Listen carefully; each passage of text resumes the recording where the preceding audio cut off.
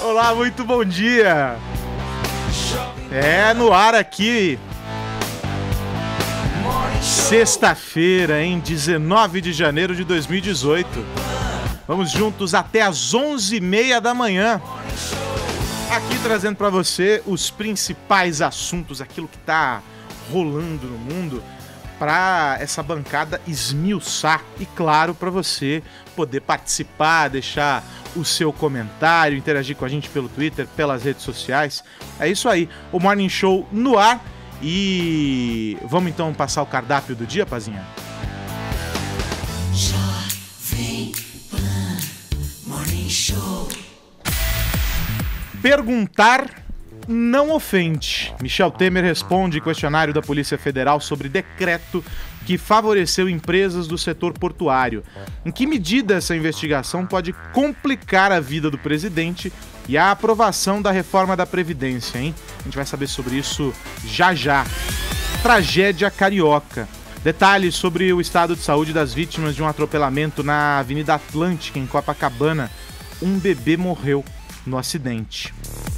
E só dá ela, hein? O cantor colombiano J Balvin libera clipe da música Matica, com participação de Anitta e clima inspirado em Mad Max. Solta o som, DJ. Matica, matica, matica, matica, matica.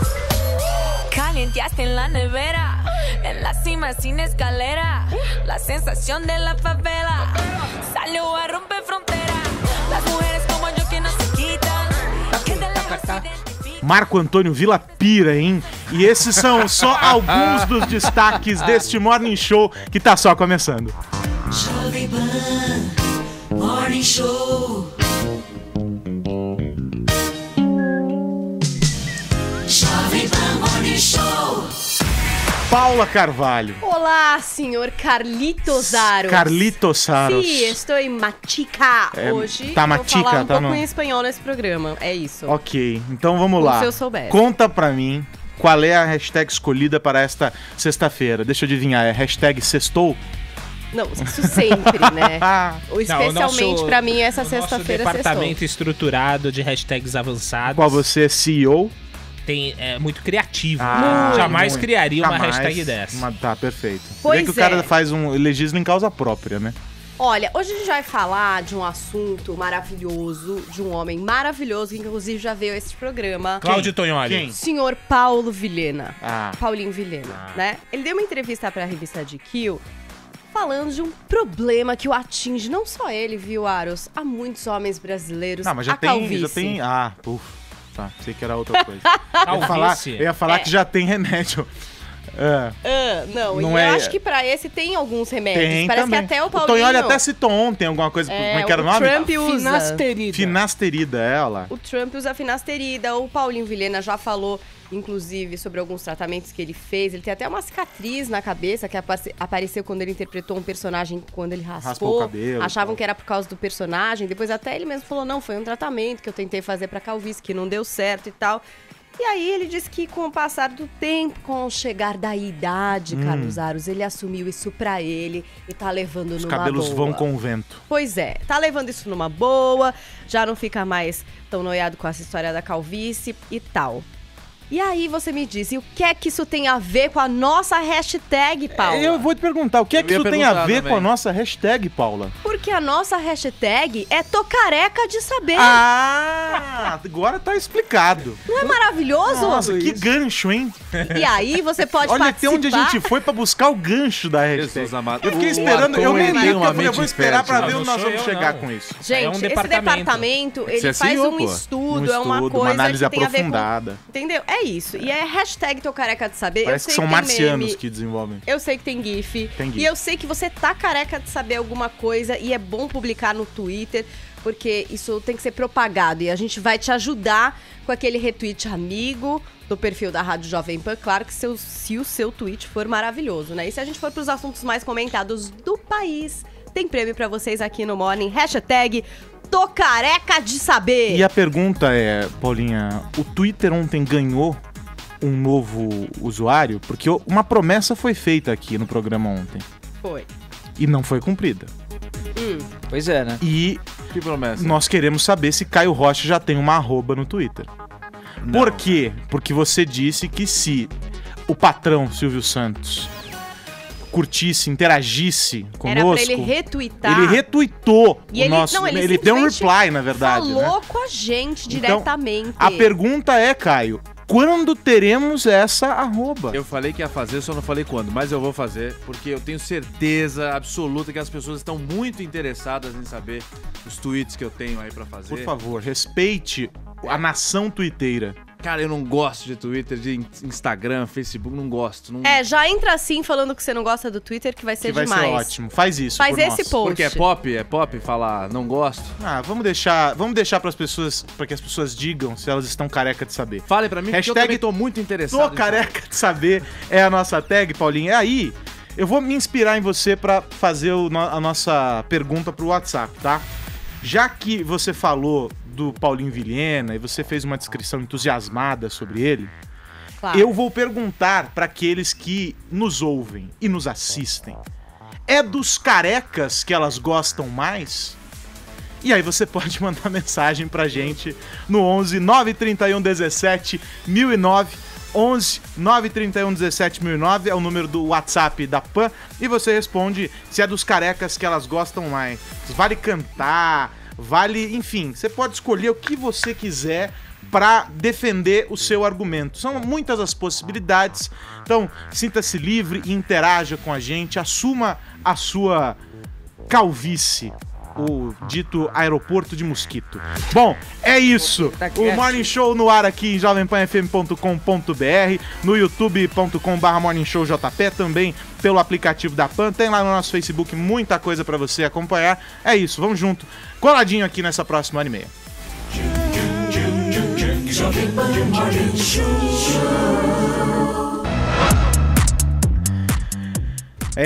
Hashtag tô careca de saber que o Ulisses Neto, nosso correspondente em Londres, é um grande apreciador de fofocas, de futricas, evidentemente todas elas relacionadas à família real britânica. Ele vasculha os tabloides em busca de novidades e agora os caras só estão falando de uma coisa, hein, Ulisses? Conta pra gente. Olha, Carlos, eu ia te falar que eu até assino os tabloides, né? Porque o The Sun traz o noticiário completo da família real e tudo mais. Ia tirar uma onda, porque os tabloides são jornais de uma qualidade bem questionável aqui na Inglaterra, mas a minha publicação preferida, o The Guardian, virou tabloide também para economizar dinheiro, então não dá mais para fazer piada com esse formato de jornal. Mas aliás, com um projeto seguinte, gráfico bem bonito, inclusive no site, né? Ficou mais leve, ficou mais legal para assistir no site. A versão impressa, evidentemente, não vi ainda, mas a do site tá bem legal. Mas é uma punhalada para quem gosta de jornal, viu? O The Guardian virar tabloide. É sacanagem. Mas esse é um outro assunto. Enfim, numa outra conversa hoje eu falei, olha, não fiquei rico até hoje, mas pelo menos também não fiquei careca, né? Então me parece uma troca justa. O príncipe William, ele é muito rico, muito famoso, né? Tem uma vida que muita gente gostaria de ter, mas está assumindo sua calvície como resolução de 2018. Esse é o assunto dos tabloides britânicos. Pode abrir o The Sun, Daily Mirror, todos eles falando sobre a careca do príncipe William, que é o herdeiro aqui da coroa britânica. Ele ontem participou de um evento público, visitou um hospital aqui em Londres, ao lado da esposa que está grávida, e aí disse que resolveu mesmo passar a máquina na careca, assumir a sua calvície por causa das piadas que o irmão dele, o príncipe Harry, não parava de fazer. Disse que não aguentava mais sofrer bullying do irmão, por isso assumiu assim a calvície de vez. Agora, o que os jornais estão brincando aqui... Irmão é um negócio, né, o Aros, né, Ulisses? Não, é problema. Né? Irmão é um negócio, né? Complicado, que enche né? o saco. Ainda mais quando um irmão tem mais cabelo que o outro, assim, né? Um irmão que não tem entrada nenhuma e tudo mais, então isso acaba complicado, sendo piada difícil. interna na família. Mas a história é que o príncipe William cortou o cabelo com um cabeleireiro da Kate, né, da duquesa de Cambridge, e pagou 180 libras nesse corte, que dá quase R$800, né, se a gente fizer uma conversão. Pra raspar o cabelo? Pra raspar o cabelo desse jeito, exatamente. Aí os barbeiros aqui na Inglaterra estão falando, olha só, qualquer esquina aqui que você for num barbeiro custa 10 libras pra fazer esse corte aí, não sei porque eu pagou achava 180. que o teu barbeiro que te sacaneava, Vini. vai, meu corte é único. É único Só mesmo, pra isso é comparar, uma verdade. Eu não pago pra cortar, ela que libras, paga pra divulgar o salão. Olha só. Só pra comparar, o príncipe gastou 180 libras pra dar esse tapa na telha. Eu pago 11 libras aqui, viu, Carlos? Mais 2 de caixinha, dá 13 libras no total. Tá bem mais em conta com o meu barbeiro grego cipriota, que, aliás, namora com uma brasileira, sabe até falar algumas coisas em português aí, uma brasileira de Vitória no Espírito Santo, Carlos. Olha só, hein? Agora, a pergunta é a seguinte, Tonholi. Você está perdendo os cabelos? Tem alguma dica? Uma palavra de apoio que você quer oferecer? Enfim, uma orientação, um life hack para aqueles que nos ouvem? Olha, perdeu não estou. O que acontece é que quem tem cabelo enrolado, com o passar dos anos, os enroladinhos vão ficando mais escassos. Então começa a aparecer nesgas aqui. Nesgas! É muito bom. Ah, É tá! muito bom. Agora, o que eu tenho pra falar sobre cabelo é o seguinte. Eu ouvi de uma bióloga que homens que têm mais testosterona costumam ser mais infiéis por conta que queiram marcar mais território. E a presença massiva de testosterona provoca uma queda abissal de cabelos. Então, portanto, por silogismo, os carecas são mais infiéis. Ou seja, o Tonholi já tá argumentando contra aqueles que defendem que é do careca que elas gostam mais. A gente sabe Nunca que, soube disso. Curiosamente, o cinema inglês, na medida que o príncipe foi ficando careca, o cinema inglês projetou em Hollywood um careca que tem um cabelo igual dele, que é o Jason Statham, né? Aquele sim tem um aeroporto de pernilongo grande e frequenta as telas sem nenhum problema. Agora, resgatando o que eu falei ontem, viu, Ulisses? Foi por... isso se chama em ciência serendipidade. O que é serendipidade? É descoberta feita por acaso.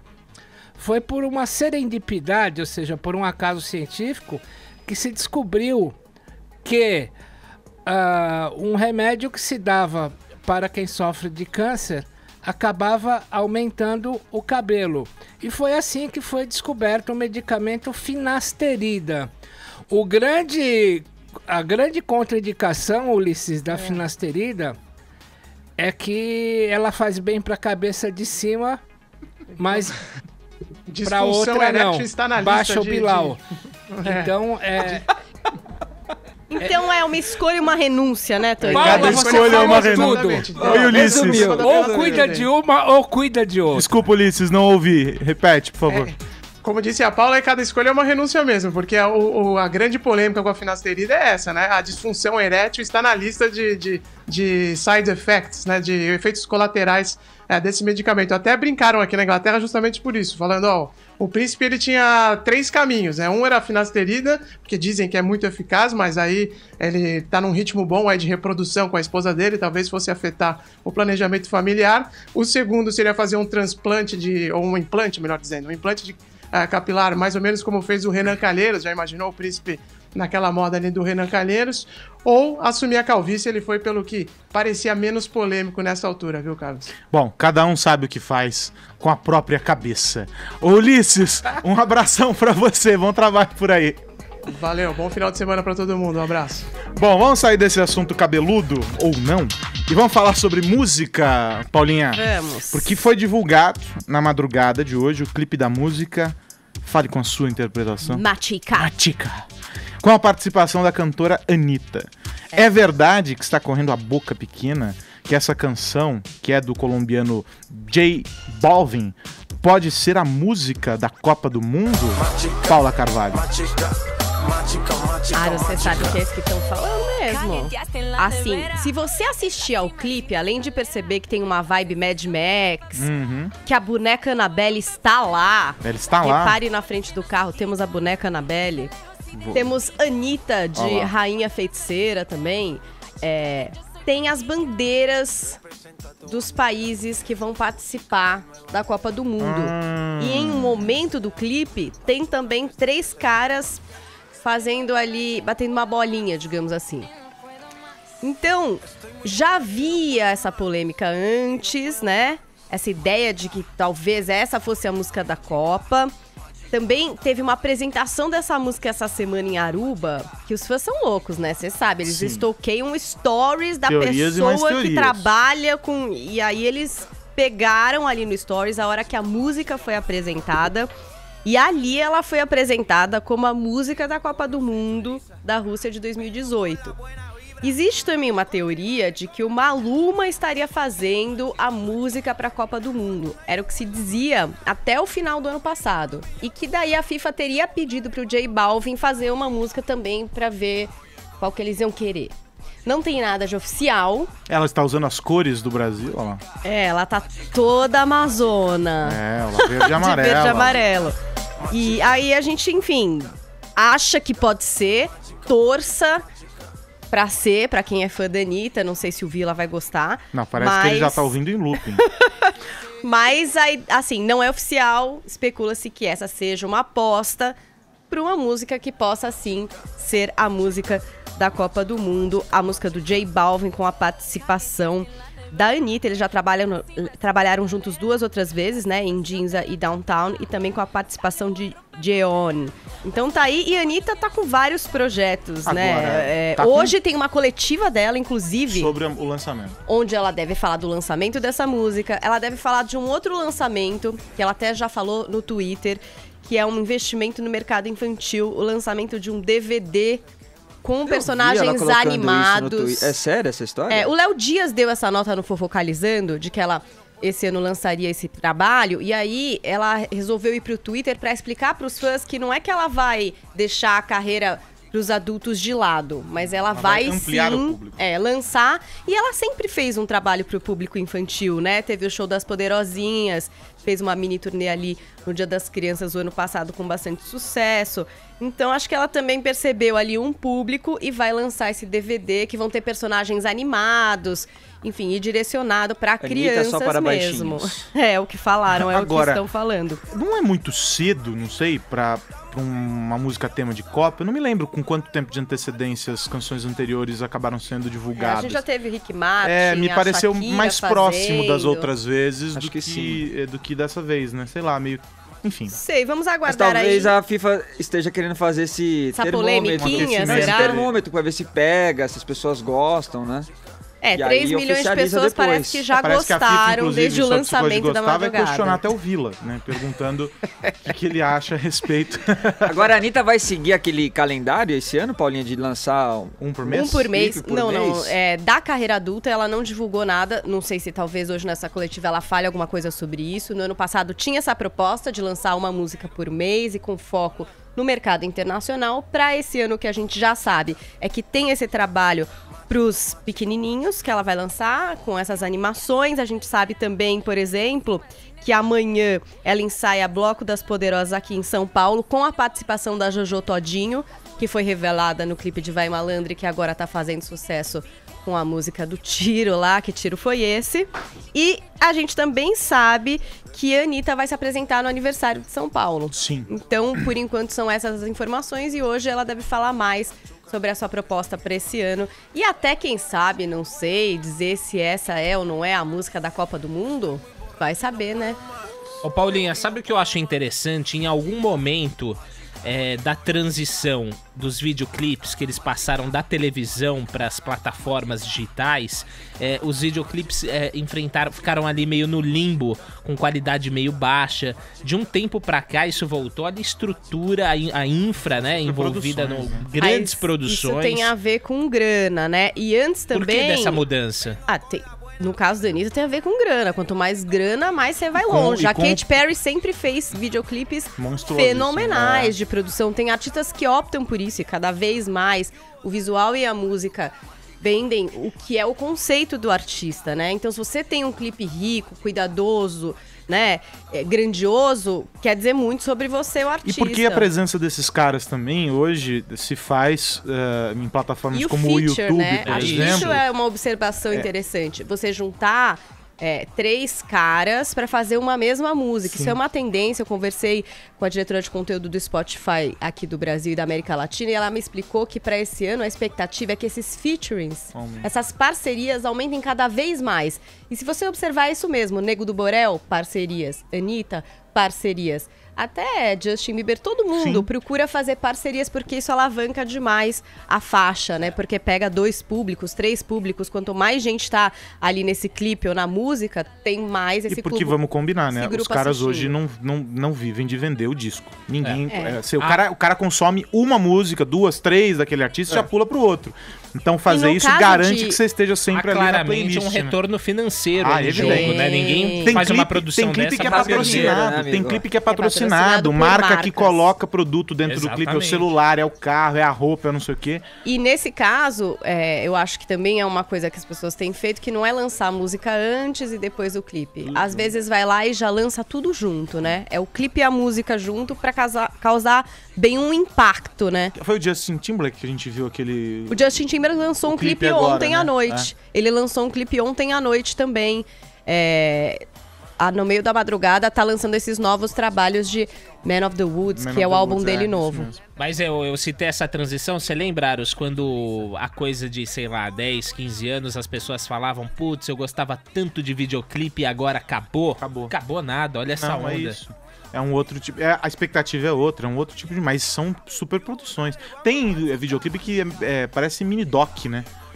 A Lemonade da Beyoncé foi foi o ápice disso daí. Ela lançou um álbum surpresa com vídeos pra todas as músicas da noite pro dia sem avisar ninguém e tudo pra alavancar a plataforma do marido, Tidal. Mas vocês estão esquecendo do raiz, né? Vocês estão falando do Nutella, o Michael Jackson, pô. Claro, Sim. A Madonna também sempre teve uma preocupação visual. Eles foram os pioneiros da era dos videoclipes. Sim, sim.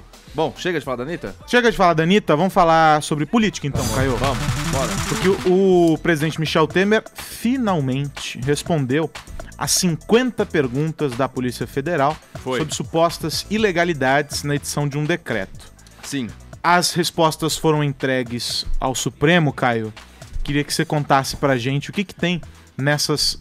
Quase um Enem, né, pro Michel Temer. Pois é, quase um Enem. 50 questões foram elaboradas pela Polícia Federal, porque em maio do ano passado houve o desencadeamento de uma operação, a Operação Patmos, que começou a investigar o presidente Michel Temer. Foi aberto um inquérito depois das delações da JBS. O Ricardo Saldi deu uma declaração de que havia, sim, interferência do Rodrigo Rocha Loures para que um decreto fosse assinado pelo governo do Michel Temer para favorecer as empresas do setor portuário. Inclusive, a minha querida Santos está envolvida, não a cidade, né, mas empresas da Baixada Santista. A Rodrimar, uma empresa grande do setor portuário, está envolvida nesse escândalo. Nessa delação aí do Ricardo Saldi, porque teria, na delação, segundo a delação do Ricardo Saldi, feito pressão para que o governo baixasse um decreto para que favorecesse aí a Rodrimar, inclusive, e outras empresas também. Favorecer como? Esse decreto, ele estenderia a concessão de empresas que têm essa concessão para explorar o setor de 25 anos, aliás, de 25 anos atuais para 35 atuais na época, perdão pela confusão. Eram 25 anos, passou para 35, ganhou 10 a mais, com a possibilidade de se estender para o dobro, ou seja, até 70 anos. Praticamente aí um monopólio. Para fazer isso, na delação do Ricardo Saldi, o governo de Michel Temer receberia, claro, dinheiro de propina em troca. Licitamente ou caixa 2 para campanha, enfim, era dinheiro sujo. Desencadeou toda essa questão. A Polícia Federal, então, elaborou um questionário de 50 perguntas e falou: Michel, responde aí pra nós. E ontem era o prazo, venceu o prazo pro presidente Michel Temer responder essas questões. A gente tem um print screen que o Bruno vai colocar pra gente na tela, pra quem tá acompanhando a gente pela internet. Dá uma olhada aí, eu coloquei esse quadradão vermelho pra gente ter uma ideia de qual foi a força de vontade do presidente Michel Temer pra responder. Eram 50 questões. Da questão 1 a 3, ele responde numa só, 2 linhas. Ele coloca assim: todas as informações pedidas contam das prestações de contas feitas à Justiça Eleitoral. Ou seja, tá interessado em saber, vai lá e procura, porque eu não vou responder aqui. Aí ele vai, todas as perguntas, ele nega veementemente que tenha envolvimento em algum ato ilícito, que tenha recebido algum dinheiro que não era lícito, enfim. Questão 4, questão 5 ele responde bem resumido, a 6 e a 7 mais ainda, a questão 6 e a 7 era assim, o senhor conhece tal fulano? Ele, não conheço. A outra questão, não conheço. O senhor recebeu dinheiro? Não recebi. Ah, o senhor falou? Não falei. Era tudo assim. Ele não deu muitos detalhes, não ficou se prolongando, não se esticou em assunto nenhum. Foi sempre curto e grosso nas respostas dele. Ó a cara do Michel Temer aí. Bom, pra encerrar esse assunto do Michel Temer, deixa eu ver o que eu anotei aqui de interessante para falar. Agora, essas perguntas respondidas aí pelo presidente da República ontem vão ser enviadas para a Polícia Federal, que vai pegar, vai tirar as conclusões, vai mandar também para o relator do caso no Supremo Tribunal Federal, o ministro Luiz Roberto Barroso, e a Procuradoria-Geral da República, a PGR, vai pegar. Com base na conclusão da Polícia Federal, ela pode ou não abrir uma nova denúncia contra o presidente Michel Temer. Aí cabe a gente esperar as cenas dos próximos capítulos. Agora, já que foram poucos os detalhes oferecidos nessas respostas por escrito, eu gostaria de perguntar aqui ao vivo por que respostas tão lacônicas, presidente? Por que economia de palavras? Olha, com todo respeito, Carlos Aros, e também ao jornalista Caio Rocha, aqui eu admiro, mas esperá-lo aí que ele tenha se atentado aos enunciados das questões. Até porque se me perguntam se eu conheço alguém e eu respondo não conheço, eu não quero ficar me prolongando falando de alguém que eu não conheço, entendeu? Não. O senhor pode explicar? O Toioli entendeu, ele explica melhor. Até porque Gente. eu não vou ficar dissertando. Coitado do Eu não vou ficar Toioli. dissertando, meu caro Toioli, sobre alguém que eu não conheço. Vou explicar, mas vai ficar pequeno pra você. E também sentir falta de questões alternativas. Se eu não conheço, eu não vou ficar falando. O senhor queria o quê? Opção A, opção B, C, D ou nenhuma das anteriores? Nenhuma das anteriores, que seria o que eu iria responder. A partir desse questionário, o senhor vai reformular o Enem para esse ano, presidente? Vamos mudar, vamos modificar.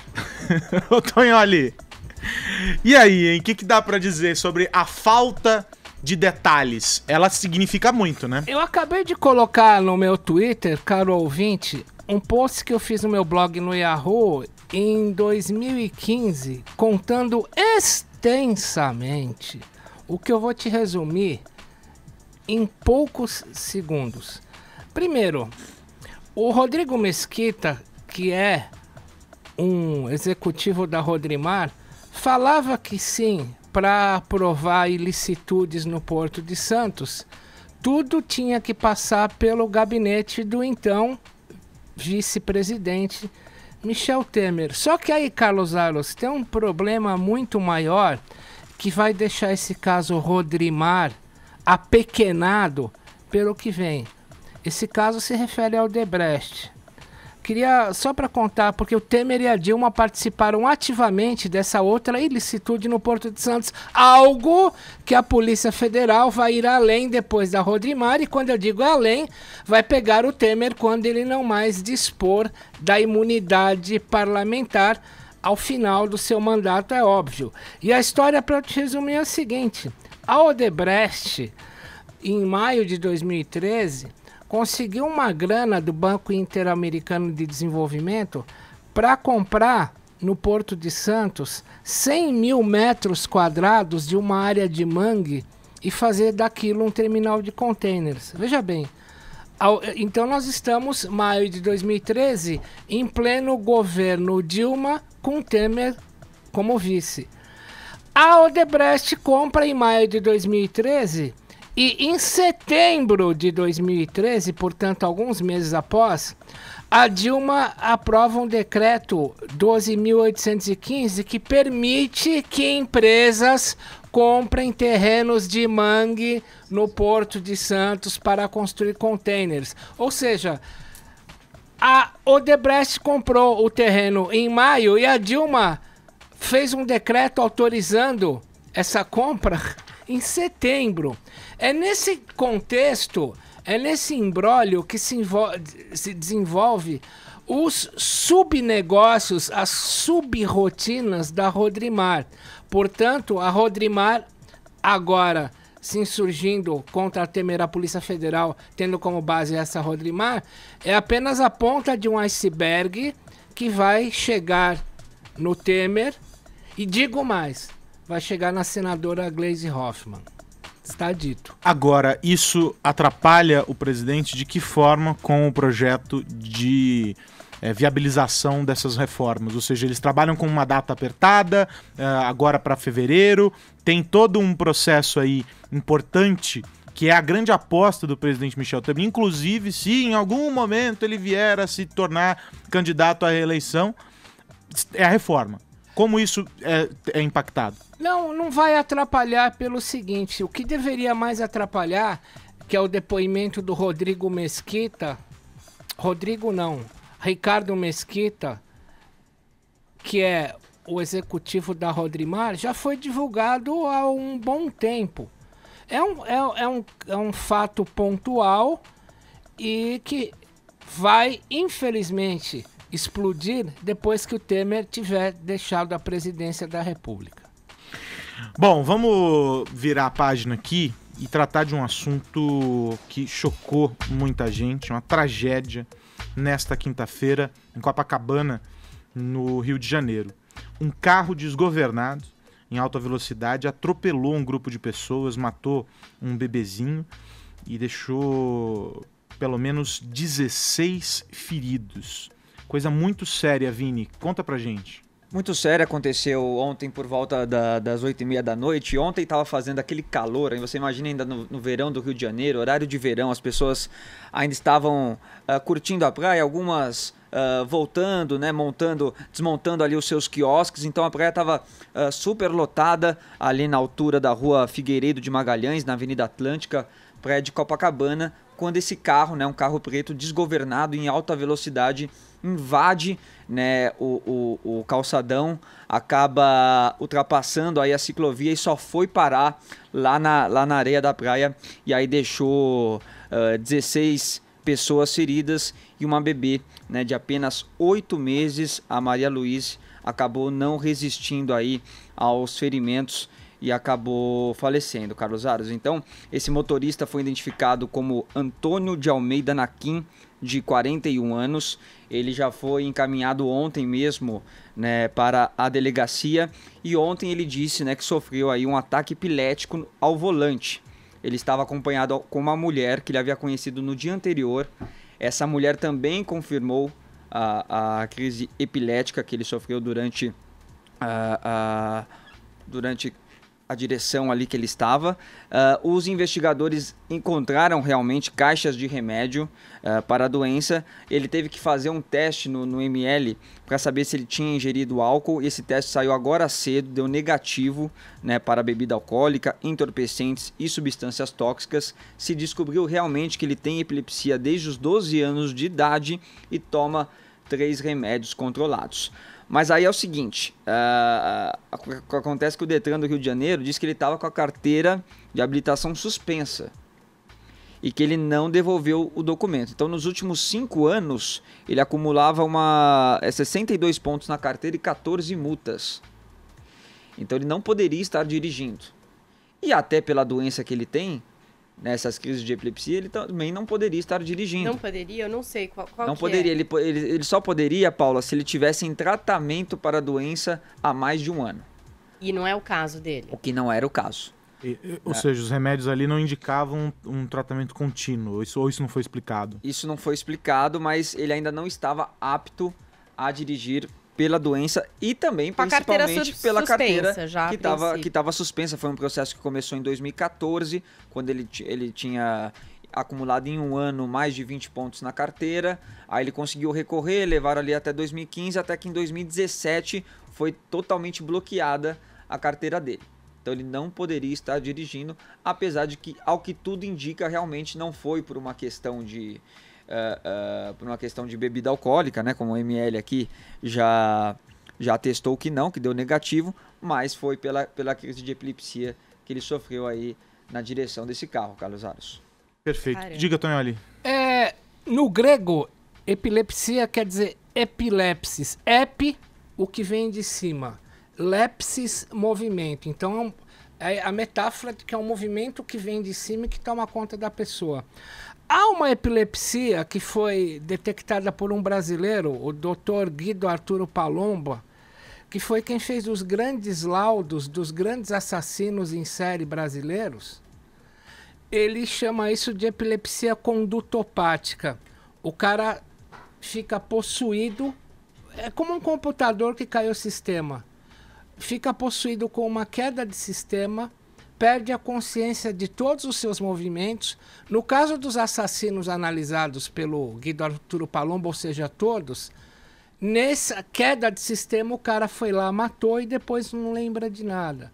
Pode ser, vindo da literatura médica forense, que esse cara tenha tido uma epilepsia condutopática, perdeu a consciência de tudo, recobrou a consciência e não lembra de nada, sobretudo dos movimentos que tenha feito sobre esse epilepsis, o movimento que veio de cima e o sequestrou para a inconsciência absoluta.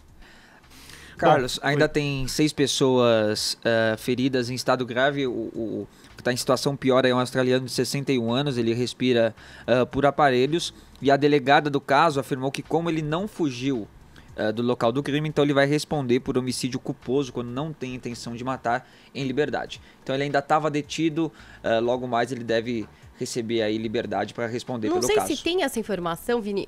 Aí ele saiu do carro, as pessoas... Então, como é que foi essa abordagem? Tem essa informação? Rapidamente, né? Porque esse vídeo que a gente está vendo agora, as pessoas se preocuparam primeiro em resgatar as vítimas, claro. Né? Quem tava porque foi um susto, né? Você imagina, do nada vem um carro, atropela todo mundo, então ficaram mais preocupados com isso. Só que na saída, quando ele estava sendo levado pela polícia, ele foi levado aos gritos de assassino, né? Entendi. Então a polícia também se preocupou aí com a... Pra ele não ser linchado, né? Isso, com a segurança dele. Bom, esse caso vai ser investigado e a gente vai trazer as informações aqui à medida em que elas forem surgindo. São 10 horas e 39 minutos. A gente faz uma parada bem rápida aqui no Morning Show. De volta com o Morning Show e de volta à política. Em novo encontro com apoiadores da classe artística, o ex-presidente Lula disse nesta quinta-feira que está mais tranquilo do que os juízes do processo do qual ele é alvo. Ô Caio, me explique o seguinte. Não é raro o Lula nos confundir, certo? O que ele tá querendo dizer? Ele tá tranquilo, tá nervoso, tá preocupado? Só entre nós dois aqui? Você vai conseguir explicar isso, será? Porque muita gente não entende. Cá entre nós, eu acho que ele tá preocupado, ele tá na mão, porque ele sabe que vai dar ruim dia 24, quarta-feira que vem. Ele sabe que vai dar ruim. Mas enfim, ele se diz tranquilo. Aliás, mais tranquilo ainda do que os 3 desembargadores que vão julgar ele na quarta-feira que vem no TRF4 lá em Porto Alegre. A frase dele ontem, aqui em São Paulo, foi a seguinte: duvido que os juízes que já me julgaram e que vão me julgar estejam nesse momento com a tranquilidade que eu estou. Foi o que ele falou no encontro que teve no Instituto Lula, aqui em São Paulo. Ele reuniu bastante gente, foi um encontro de 3 horas, e num palco, tava lá ele, atrás dele alguns artistas, alguns intelectuais e pessoas do PT também, a senadora Gleisi Hoffmann, a presidente nacional do PT, a Fernando Haddad e daí por diante. Celso Amorim, que foi ministro na gestão dele. Enfim, tinha bastante gente na plateia também, muita gente escutando o que eles tinham para falar. Foi um encontro de 3 horas, por 2 horas e meia mais ou menos teve apresentação de bailarino, teve Fernando Haddad falando, Gleisi Hoffmann também, e aí nos últimos 30 minutos ele discursou. Ele falou o seguinte, que vai brigar até o fim para provar a inocência dele. Ele fala que depois do carnaval ele vai fazer uma caravana pela região sul do país, começando pelo Rio Grande do Sul, Santa Catarina e Paraná, vai encerrar... Aliás, começando pelo Paraná, Santa Catarina e Rio Grande do Sul, ele vai encerrar em Porto Alegre, segundo ele, essa caravana dele aí. Aí ele fala que, mesmo condenado, a sua tranquilidade vai continuar, ele diz que vai viajar pelo país, as pessoas vão ter que engolir ele, falou um monte de coisas. E, pra insistir na inocência dele, ele falou isso aqui, ó. O Moro sabia que eu não tinha crime. Mas o Moro, o Ministério Público e a Polícia Federal estavam com o rabo preso com a mídia e não podia mais desdizer o que eles tinham dito durante o tempo. A única razão que eu encontrei, Cristiano, para explicar isso foi a guerra do Iraque, feita pelo Bush e o comportamento do Saddam Hussein. Agora, quem tava lá? Tinham alguns músicos, a cantora Ana Canhas, que cantou lá, se apresentou, Leci Brandão, Edgar Escandurra, Odair José, e agora alguns intelectuais. Vou pedir ajuda de um outro intelectual, Cláudio Tognoli. Raduan Nassar, me ajuda aí, por favor. Raduan Nassar e Alice Ruiz, você os conhece? Eles são intelectuais? O Raduan é autor de 2 livros, o que eu prefiro mais é Um Copo de Cólera, né? E tem também o Lavoura Arcaica. É um super escritor. Ganhou o Camões ano passado. É um Aliás, super... 2016. Você brasileiro, tudo bem, a gente não gosta do Lula, mas a obra não se confunde com a opinião política do autor, né? Todo brasileiro tem de ler Lavoura Arcaica e Um Copo de Cólera. É obrigatório, porque é lindíssimo. Lindíssimo. E Alice Ruiz? Desconheço. É poetisa. Estavam lá representando a classe intelectual. Foi esse o encontro, estavam lá. Carlos Aros. Agora, o Carlos Aros não estava. Agora é o seguinte... Estavam lá, ponto. Carlos Aros. Agora, Tognoli, chama atenção que nesse momento em que os holofotes estão todos apontados para Porto Alegre, hoje a gente ouviu o secretário de Segurança lá de Porto Alegre falando, né, como o esquema está sendo montado no Rio Grande do Sul e tudo mais, e onde o Lula vai ser julgado, e aí o PT agora pronto, ou quase pronto, para apresentar uma nova carta ao povo brasileiro.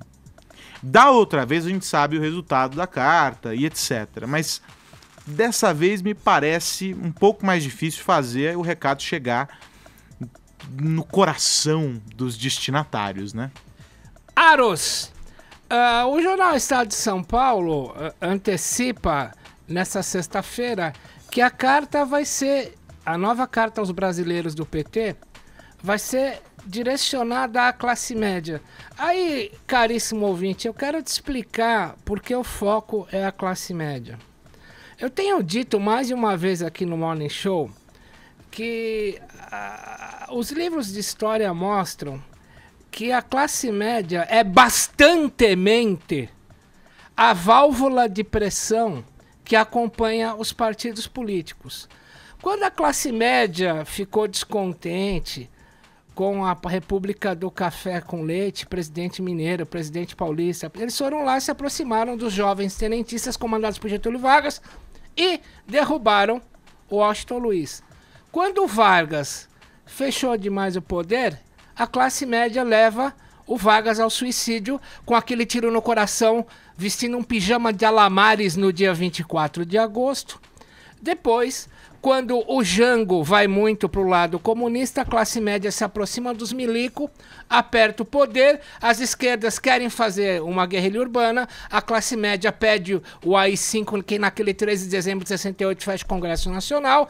Aí, quando a inflação fica impagável, nos dois sentidos do termo, a classe média força os militares para largarem o poder e entregar o poder a um civil para que administrasse o caos econômico então criado. Essa classe média não foi a classe média a qual o PT quer se endereçar, não é a classe média brasileira que endossou Lula.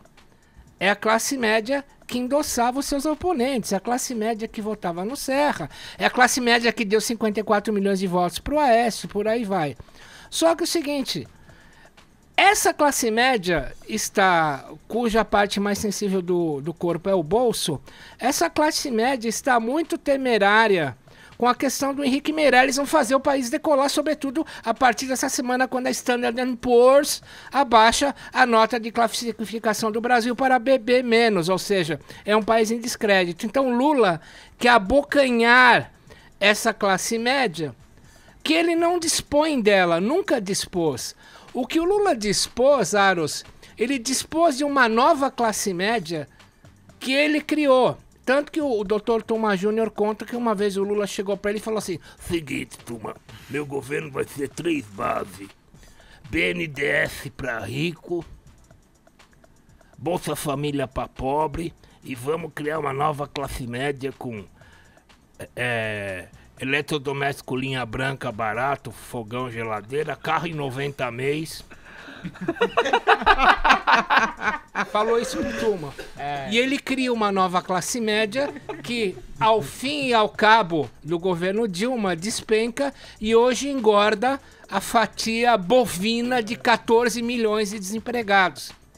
Essa classe média, apesar de tudo, essa nova classe média que hoje está pobre, não se sabe se ela vai votar no Lula ou em quem venha. Mas o Lula sabe que ele pode abocanhar os votos da classe média que jamais votou nele e que agora está descontente com o governo Temer. Essa é a tosse de fundo nervoso da carta prolatada. Perfeito. Bom, vamos fazer mais uma parada rápida aqui no Morning Show. Faltam agora 9 minutos para as 11 horas da manhã. Tá chegando ao Brasil um reality muito bacana. A Globo, sem dúvida nenhuma, marcou um golaço, né, Vini? Importando esse formato. Explica pra gente o que é esse programa, como é que esse Big Brother vai ser. Fala um pouco sobre essa edição, é a primeira aqui no Brasil, né? Esse roteiro aí é de 2002? Eu acho que você pegou...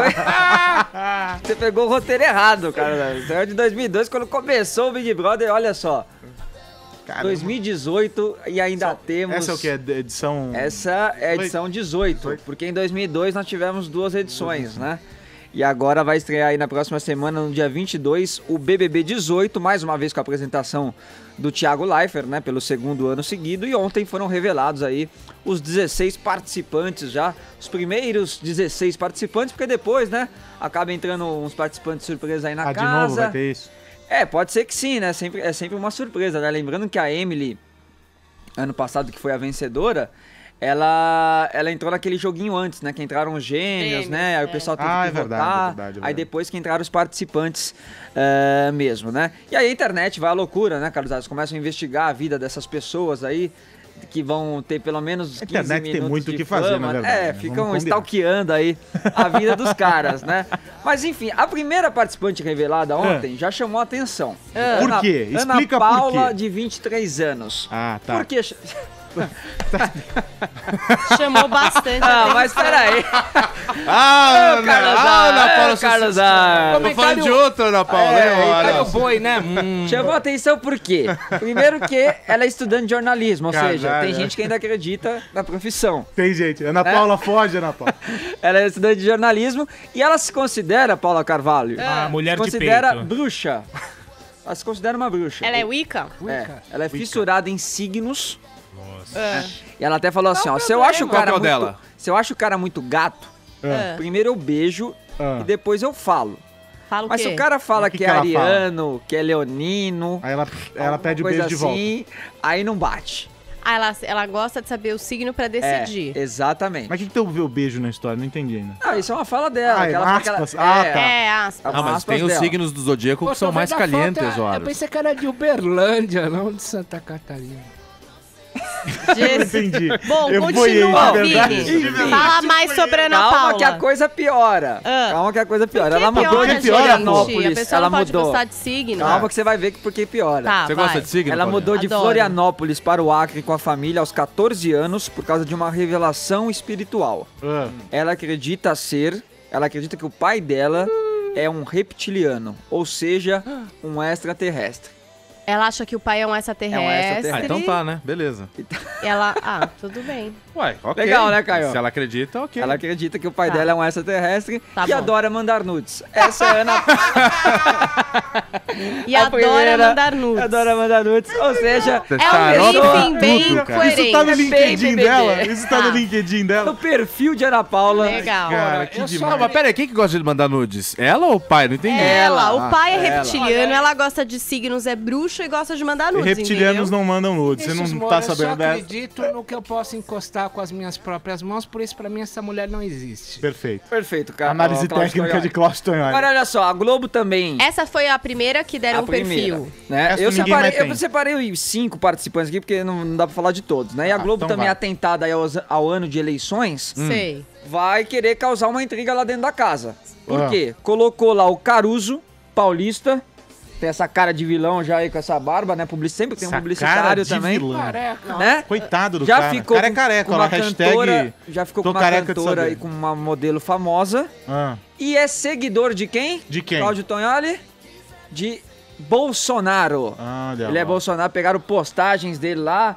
Olha lá, Bolsonaro presidente, O que você achou imperdível. disso, Bolsonaro? É, eu ganho seguidor, pô. Aí ele colocou, antes de criticarem ou falarem algo do cara, vamos procurar saber e se informar mais. Concordo com o que ele disse e ponto. Tá, isso significa Desde que ele é, fevereiro isso de significa que ele é 2014. seguidor de Seguidor Bolsonaro. do Bolsonaro, Porque eleitor ele tem um do Bolsonaro. post em Não, são 2014. vários Ah, posts. Ô, São Vini, vários mas posts. quem que é a famosa que ele pegou? Vamos pra parte que interessa. Não, a gente ele não gosta do revelou. boato. Não Ah, revelou. ele que falou? Então, É mas segredinho. Isso aí, Ah, Bolsonaro. aí até eu, Isso né? aí fica pra quando entrar na casa, que Tá. ele vai, com certeza ele vai Não falar. vou perder isso, hein? Aí, pra arrumar treta com ele, botaram quem? Quem? A Gleice, estudante de A Gleice psicologia. Hoffman. Olha a Ah, Gleice. a Gleice, olha lá. Estudante de psicologia do Acre. O Acre tá que tem nas bombando no suas Big redes Brother, hein? sociais vários cartazes com a legenda Fora Temer e uma foto com o Luiz Inácio Lula da Silva. A foto com o Lula lá, Gleice. Então vai ter É, polarização então vai no ter. Big Brother. É. Só que aí a Globo falou, nossa, isso aqui pode dar muito ruim. Ah. Aí o que eles falaram? Vamos botar uma cientista política na história. É sério? Pra poder equilibrar. É Aí que eleição, gente, precisa ter, É entendeu? demais. É. É genial isso, cara. Aí botaram a Mara, que é a Mara. participante mais Maravilha. velha, tem 53 anos, cientista política. E é de mineira, Minas ó. Gerais, graduada em História, né? Tem cara de gente boa, mano. Ela tem uma não? relação muito legal na família dela, porque o marido da tia da Mara é primo de segundo grau da Bruna Marquezine. Ah, tá, entendi. Nossa! Ah, legal, entendi Uma tudo. coisa Repete, por sensacional. favor, a conexão. O marido da tia da Mara é primo de segundo grau da Bruna Marquezine. Ou seja, Marquezine. não tem parentesco algum. Ah, não Nem tem se nada a viram. ver com a Bruna, é E isso. pra sai nem no fechar, retrato e pra da família. Estamos fechar, na mesma que ela. Com a Bruna Marquezine. Nada. anuncio pra vocês o vencedor do BBB 2018 Vinícius dessa Moura. edição, que será o Kaiser. Kaiser. Kaiser, 28 anos, Você é Bidu agora? garçom. Esse é pra Kaiser. hein? Favoritem, me cobrem depois. Kaiser. Favorito. Ó, Esse é o chamou na quê, responsa, Ercon? hein? Esse é pra Kaiser.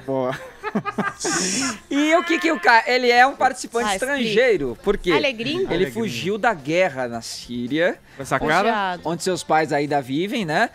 Ele fugiu em 2011, tentou viver ainda na Ucrânia, mas aí teve que enfrentar mais uma guerra lá na Ucrânia. Aí falou, vou pro Brasil, né? Onde virar ele mora. BBB. Que Esse cara vai destino, e bombar lá. acabou no- Esse cara... Fugiu de 2 guerras e achou que tá legal no Big Brother. Então, a história de superação será o vencedor aí do BBB. E que a gente vai falar muito desse programa aí Maravilhosa essa Não, nota. genial. durante cara. esses 3 Melhor meses. momento Ponto alto do programa. Melhor momento do programa. É isso aí. Se esses são os 5 primeiros, fico ansiosíssimo pra saber dos outros 11. Bom, é isso. 11 horas, 1 minuto. Morning Show. De volta com o Morning Show. Ô Vini, antes de a gente tocar aqui esse bloco, uma pergunta que ficou pendente, muita gente interessada em saber é por que é que até hoje, 18 edições, né? 18. Por que é que até hoje o seu vídeo nunca foi selecionado pra participar do Big Brother efetivamente? Eu acho que é porque o Big Brother é um programa de anônimos, agora eu já sou famoso, então... Você teria que ir pra Fazenda Celebridades, né? E Fazenda então, também nunca rolou uma Fazenda, sondagem. estamos negociando porque eu não gostei do cachê. É, foi isso então. Então tá. É exigente, Não, né? é só porque muita gente fica interessada em saber isso e É acho bom que agora a gente esclarecer. esclareceu, né, Paulinha? É ótimo. Então, Como é que já seria que a o gente Vini tá na casa, careca de saber, Paulinha, e os nossos internautas? Olha, estamos entre os assuntos mais comentados deste país com a hashtag Tô Careca de Saber. Os nossos melhores posts são o quê? Fotos. Fotos. Inclusive de ouvintes maravilhosos que realmente estão Tão hashtag carecas de carecas de saber. Está muito bom. Muito E legal. você pode continuar participando porque hoje está valendo prêmio. Ó, o Gabriel Gelado aqui. Hashtag Tô Careca de Saber que o brasileiro troca voto por qualquer coisa. Olha aí, hein? Revelações. Que mais? Pode participar do Big Brother Já pra tá discutir política polêmica, esse vai daqui. lá no coisa. É isso, ó, tem gente aqui discutindo ainda aquela questão, tô careca de saber que é bolacha e não é biscoito, né? Ah, essa é uma São grande coisas importantes pra gente discutir aqui no Twitter, tô esperando a participação de vocês. Hoje está valendo o prêmio. Agora, no WhatsApp, a bagunça, né? Porque a pergunta lá do WhatsApp era eu tô careca de saber, e aí no WhatsApp se é dos carecas que elas gostam mais. O que chegou aí pra gente, Pazinha? Vamos ouvir. Bom dia, galera da Jovem Pan. Olha, esse negócio dos carecas que elas gostam mais é lenda, viu? Na verdade, mulher gosta de homem que saiba tratar bem uma mulher, né? Então, independente de ser careca, cabeludo, baixinho, magrinho, gordo, boa, mulher gosta de homem que sabe tratar bem uma mulher. Eu acho que é por aí. Essa é a minha opinião. Um grande abraço pra vocês. É o Fred de Campinas. Valeu. Bom dia, aqui é a Márcia de Piracicaba. Bom, tô careca de dizer e falar que toda mulher tem DPM, só que tem homem que não entende. Um beijo, Paulinha, te adoro. Querida, me identifiquei com você. Alô, alô, Morning Show. Alô. Mulher não tá nem aí se homem é careca ou cabeludo. Mulher gosta mesmo de homem que faz a massagem, traz um chocolate, lava uma louça. Beijão. Carpina uma grama, né? Esse pessoal que tem o que fazer. Bom dia, bom dia. Quem fala é o Marlon de Nova Friburgo, Rio de Janeiro. Esse papo de que, os carecas, elas gostam mais, fala sério. Na verdade, é isso mesmo, né, gente? É dos carecas que elas gostam mais. Aí, fala cabeludo, vocês dançaram, viu? Deve ter um fio de cabelo na cabeça. Cabeludos Bacana a dançaram. mensagem do Leandro Carnal, obrigado. Oi, Morning Show. É a Aline aqui do interior de São Paulo, de Araraquara. Sim, é dos carecas que nós gostamos. Meu marido, ele tem 29 anos. Ele não tá perdendo o cabelo desde os 20. Eita. Sei. E já tá chegando na nuca, né? E um dia ele chegou em casa, raspou a cabeça e falou, bem, não aguento mais. Eu falei, você tá lindo. E ele ficou lindo mesmo. Um beijo pra vocês. O amor é o amor maravilhoso. supera qualquer coisa, né? É um negócio impressionante. Lindo. Acabou? Paciente, tem mais? Acabou. Então tá bom. Obrigado pra você que participou. Pode continuar mandando mensagem, participando pela nossa hashtag Tocareca de Saber. Vamos virar o assunto e voltar a falar sobre política. O ex-governador do Rio de Janeiro, Sérgio Cabral, passou a noite na Superintendência da Polícia Federal em Curitiba, transferido da cadeia pública José Frederico Marques em Benfica, no Rio de Janeiro. A transferência foi pedida pelo Ministério Público Federal do Paraná. O Thiago Berrache, âncora do Jornal da Manhã, acompanha essa história e traz pra gente os detalhes. Tudo bem, Thiago? É uma honra estar aqui. Bom dia pra todos. A honra é nossa. Bom dia, bancada. Bom dia. Bom dia. É aquela história, né, Carlos Aros? Nessa fase de Lava Jato, quantos bandidos a gente vê que ainda comandam organizações da cadeia? Mas são as organizações do colarinho branco. O Ministério Público do Rio afirmou que desde a prisão, Sérgio Cabral, o secretário da Administração Penitenciária, Erir Ribeiro Costa Filho, tomou medidas para atender demandas do ex-governador. Sérgio Cabral foi preso em novembro de 2016. A promotoria pediu, então, o afastamento dele da pasta. Aliás, toda a cúpula da Administração Penitenciária do Rio caiu por causa desse pedido. E, a partir de agora, ele já passou a noite em Curitiba e vai para Pinhais. A promotoria classificou como ridículo, pífio e tosco o sistema de vídeo monitoramento instalado na cadeia pública José Frederico Marques, em Benfica. Hoje, no Jornal da Manhã, nós entrevistamos o procurador integrante da Força Tarefa da Lava Jato no Rio de Janeiro, Sérgio Pinel, que considera a transferência indispensável. Vamos acompanhar. A presença do Sérgio Cabral aqui no Rio de Janeiro, na verdade, desestruturou o próprio sistema penitenciário do Estado. A prisão preventiva dele, que vinha sendo cumprindo aqui, não estava, na verdade, servindo ao que se pretendia, que era afastar ele da liderança da organização criminosa. Com o afastamento, que a gente pretende é que essa liderança que ele permaneceu exercendo, cumprindo a prisão aqui no Rio de Janeiro, acabe sendo afastada. Agora, será que a defesa de Sérgio Cabral pode conseguir que ele retorne ao Rio de Janeiro? Segundo o procurador da Lava Jato, existe a possibilidade do pedido de habeas corpus para que ele retorne ao Rio de Janeiro, mas o procurador Sérgio Pinel acha difícil que essa decisão seja aceita. De fato há a possibilidade da defesa impetrar habeas corpus, certamente isso será feito, mas para o Ministério Público Federal as razões e os fundamentos dessa transferência são bem robustos e a gente pretende realmente que ele permaneça em Curitiba. Mas, de fato, é possível que sejam impetrados os habeas corpus. E aí o Tribunal Regional Federal da 2ª Região, o Tribunal Regional Federal da 4ª Região irão apreciar e vamos ver. É isso. Será que em Curitiba ele não terá tantas regalias? Carlos Aros, Tonholi, Vini, Caio Rocha, Paulinho? Será? Agora a pergunta também é a seguinte, né, Tonholi? Era de fato necessária na tua visão? Bom, Aros, Thiago, tem 2 livros clássicos sobre sistemas penais.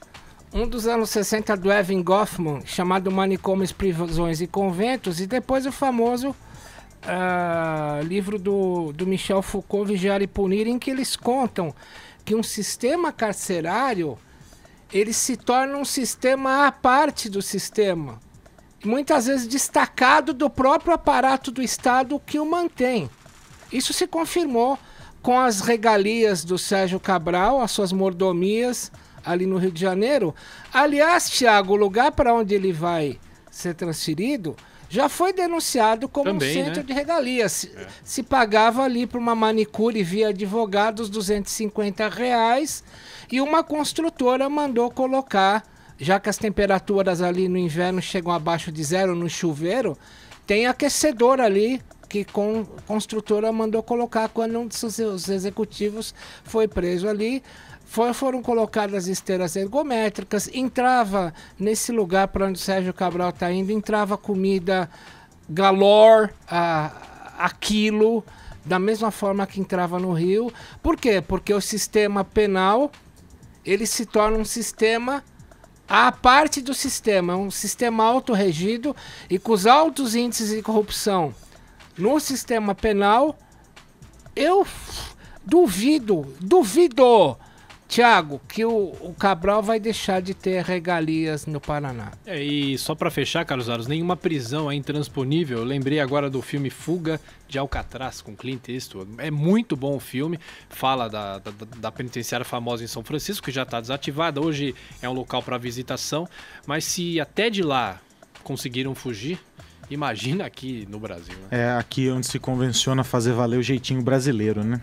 Thiago, um abração, obrigado. Um abraço, bom programa pra vocês. Obrigado. Ô Paulinha, vamos falar sobre um assunto que eu sei que você acompanha bastante, que é essa história dos canais no YouTube, etc. E esses caras que a gente costuma chamar de YouTubers, né? Mas eu tenho muita gente que eu conheço que trabalha com esses influenciadores e etc. E que hoje já recebem um outro nome. São os criadores. Eles são criadores de conteúdo. Você pode questionar e dizer, mas é bobeira, não é um conteúdo que me interessa, não me serve, etc. Mas eles criam conteúdo e tem um público significativo ali, alguém que os acompanha, interesse para marcas e tudo mais. E aí o que aconteceu? O YouTube anunciou nessa semana que para quem tem canais na plataforma, meu caso, vai ficar difícil, cada vez mais difícil ganhar dinheiro com publicidade. E já era, né? Já era complicado. E o que eles estão fazendo? Eles estão endurecendo as regras, criando um novo modelo. E o que vai acontecer? Para entrar no programa de parcerias e receber por aquelas propagandas que rolam nos vídeos, vai ser necessário ter mais de 1.000 assinantes. Poderei. E 4.000 horas de conteúdo assistido. Então as pessoas têm que assistir os seus vídeos numa soma que dê mais de 4.000 horas. E eles fazem essa contagem lá, fazem você consegue acompanhar. O Analytics lá, os gráficos, eles são muito detalhados e eles mostram a retenção, que é quanto tempo você prende o cara durante o seu vídeo. Uma regra que começa a valer a partir de fevereiro, a partir do dia 20 de fevereiro, para todos os canais. No ano passado, algumas regras já tinham sido modificadas, criando um patamar mínimo de visualizações e outras exigências que continuam valendo. O YouTube também tornou mais criterioso o processo de tagueamento dos vídeos, ou seja, as palavras-chave que os YouTubers colocam lá, elas precisam estar de fato relacionadas É o conteúdo. Porque a pessoa pode roubar, né, Era o Aras? famoso Então, clickbait. tipo, eu sei que Anitta é uma coisa que as pessoas estão procurando. E meu vídeo é sobre uma série que nada tem a ver com a Anitta. Mas eu vou lá e coloca na ponho tag. Anitta Matica, por exemplo.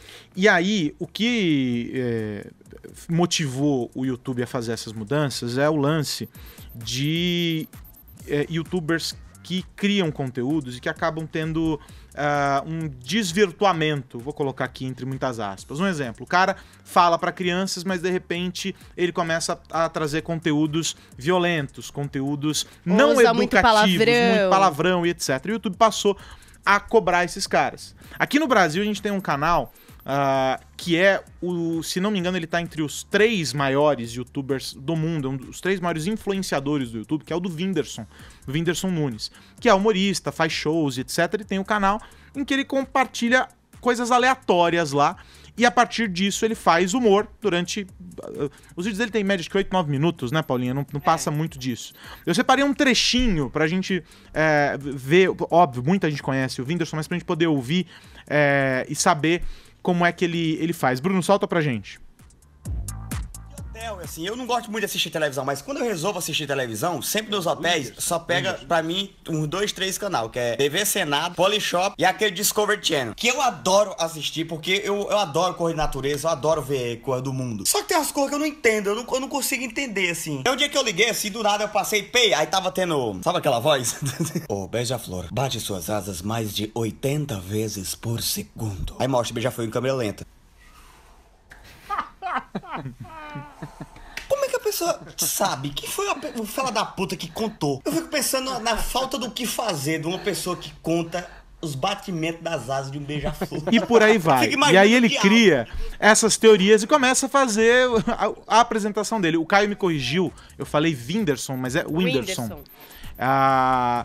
E ele cria esse contexto todo e tudo mais. Ele é um caso que dificilmente será afetado por essas mudanças, né, Paulinho? Porque a gente sabe que ele tem uma estrutura, ele tava num filme agora recentemente com o Tom Cavalcante, ele já conta com uma estrutura em que o dinheiro pra ele, dos patrocinadores, das parcerias que ele fecha com marcas e etc., não vem desses vídeos, não vem do play de dos quantas vídeos. horas as pessoas assistem coisas dele no YouTube. Agora, mas acho que de ninguém. Não, tem uma galera que ganha uma graninha com isso, sobretudo por quê? Porque tem aquele R$1.000. anúncio que tá embarcado no vídeo, que é o orgânico, é o branding, branded content. Ou seja, o cara produz uma ação, vai fazer uma matéria, sei lá, em Galápagos. E aí... E lá ele fala de uma aventura, que quem patrocina essa viagem é a agência tal, e o tal hotel ofereceu. E pronto, isso tá pago. Não é o que roda antes, aquele anúncio que que a gente dentro assiste. do vídeo. É Então o que a tem pessoa políticas cita. também pra isso, né? Mas o Whindersson é um caso que não vai ser afetado. Mas o que motivou, segundo os jornais nos Estados Unidos estão trazendo como informação? Lembram daquele cara, o Paul Logan, que o Vini contou aqui pra gente, que fez o vídeo sobre suicídio, ridicularizando um cadáver, etc., na floresta? Então, ele trouxe de volta esse debate sobre o quão criterioso o YouTube tem que ser, porque as pessoas passaram a responsabilizar não o criador, mas a plataforma. Como é que vocês fazem isso? Esse cara ganha dinheiro, vocês colocam publicidade, as empresas estão ali, e aí não é que as pessoas, de modo geral, eu, você, quem nos assiste, os caras que pagam a conta foram atrás. As empresas falaram, amigão, seguinte, como é que eu me torno parceiro do Google? Um anúncio meu mostra depois um vídeo de um suicídio. Obrigada, eu não quero. Valeu por isso. Então o Google deu mais autonomia para as empresas definirem o perfil dos canais que vão exibir os anúncios.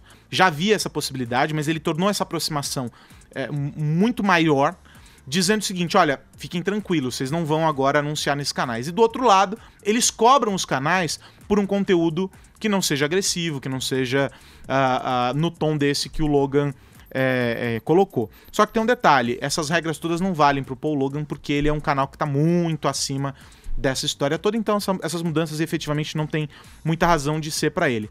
Agora o fato é, tem muitos youtubers que criticam essas mudanças, sobretudo aqueles que trabalham com canais menores, que estão fazendo crescer essa audiência, e os caras entendem que tornar mais criterioso o processo vai elevar o nível, ou seja, vai fazer com que, de um lado, os patrocinadores entendam que aquela grana vale mesmo, ou seja, eu posso investir naqueles caras, com a certeza de que o conteúdo é bem feito.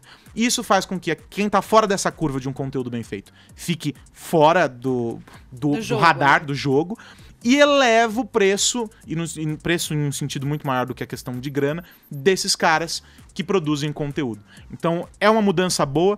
A Paulinha está em busca dessas 4.000 horas de conteúdo visualizado. youtube.com/Carvalho. Paulinha, rumo aos 4.000 assinantes. Essa sou eu. Tá hospedado no nosso... Na nossa branding da Jovem Pan aqui.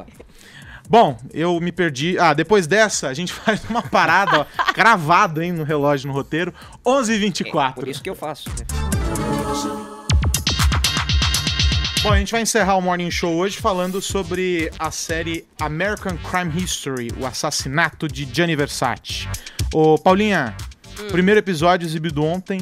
Foi. Agradou ou decepcionou? Olha, agradou muitos fãs. Você sabe que tem algumas pessoas que são tipo mestras do mundo das séries que estão no Twitter, como por exemplo Ana Maria Baiana. Sim. É uma pessoa que eu sempre fico de olho no que ela diz. Nas indicações Ela ali. mesma avisou pra gente ficar de olho em O Assassinato de Gianni Versace. Diz que o 4º episódio é maravilhoso.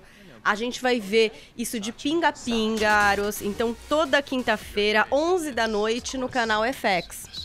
Ontem o primeiro episódio dessa série que chamou a atenção, primeiro pelo elenco. A gente tem o Ricky Martin. Olha lá. A gente tem a Penélope Cruz.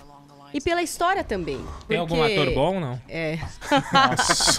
Na verdade, o Ricky Martin é até uma curiosidade, ali, porque ele teve uma experiência em Glee, que é a série do mesmo produtor, do Ryan Murphy. Vão me matar, mas posso falar, Glee não conta.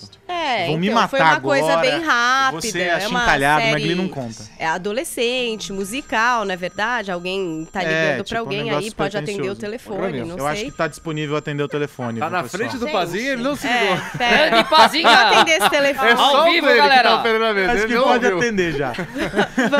Peraí, Paulinha, deixa ele poder Deixa ele atender. A gente atender, não vou espera, atrapalhar Pazinho. a A gente espera. conversa. Que é isso? Não, a gente não quer atrapalhar aqui, não. Tá doido? E aí, o Ricky Martin tá fazendo nessa série o papel do namorado do Versace. Ele é um dos caras que vai fazer o retrato falado desse cara que assassinou o famoso estilista na porta da sua casa de luxo que fica ali em Miami Beach, em South Beach. Então foi um assassinato que a imprensa cobriu massivamente. Sim. Ninguém sabia da motivação, foi uma coisa muito louca. Então o cara foi morto na frente de casa, no meio ali da avenida, uma das principais avenidas de Miami Beach. E essa investigação chegou em um assassino que é um serial killer, enfim, e tem a história desse assassino. Aí você fala, nossa, obrigada. Exatamente. Obrigada, você deu spoiler da série. Não, isso assim, você já vai saber no primeiro episódio, é o que foi noticiado. A proposta da série é descobrir por que esse cara, esse assassino, por que ele matou o Versace. É baseado num livro que é da Maureen North, que ela entrevistou mais de 400 pessoas para desenvolver a teoria dela. E aí eu não vou dar spoiler para vocês e contar qual foi a teoria que ela desenvolveu, e a série é baseada nesse livro. Então, o que é que a gente vai ver em O Assassinato de Gianni Versace? A gente vai tentar entender o que é que esse cara tinha na cabeça pra ter ido lá e atirado no Versace e matado esse famoso estilista na porta da sua casa. A Penélope Cruz faz a Donatella Versace, já que a gente citou ela aqui.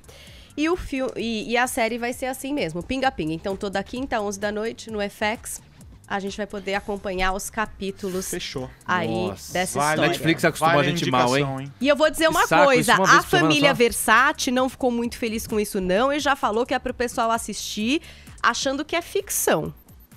Tá aí. Então fica a dica. Dica feita. Vencedores. Vencedores aqui no Twitter.